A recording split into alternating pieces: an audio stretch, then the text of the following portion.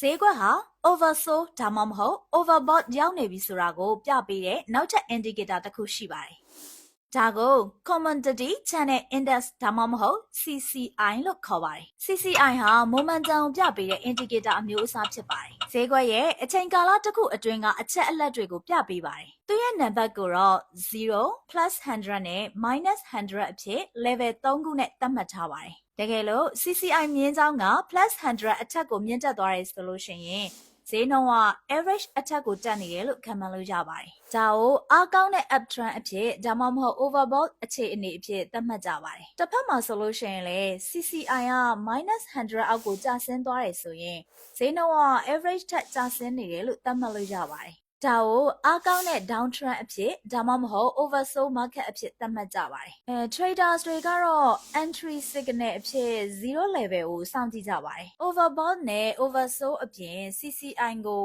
divergent ကြည့်ဖို့လည်းသုံးကြပါတယ်။ဈေးနှုန်းက new high ကိုတက်ပေမဲ့လို့ CCI ကမတက်ဘူးဆိုရင်ဒါကိုအားနည်းတဲ့ momentum အဖြစ်သတ်မှတ်ကြပြီးတော့trend reversal ဖြစ်နိုင်တဲ့ signal ဖြစ်ပါတယ်။တတိထားမှာက plus 100ဒါမှမဟုတ် minus 100ကျော်တက်သွားရင်အားကောင်းတဲ့ trend ရှိနိုင်တယ်လို့ခန့်မှန်းလို့ရပါတယ်။ဒါကြောင့်ပဲဒီ indicator ကိုတခြား trend following indicator တွေနဲ့တွဲသုံးကြပါတယ်။ CCI ကိုသုံးခြင်းအပြင် momentum ကိုမြင့်စေနိုင်တယ်လို့အပြောင်းအလဲကျန်းတဲ့ဈေးနှုန်းအပြောင်းအလဲကိုလည်းမြင့်စေနိုင်ပါတယ်။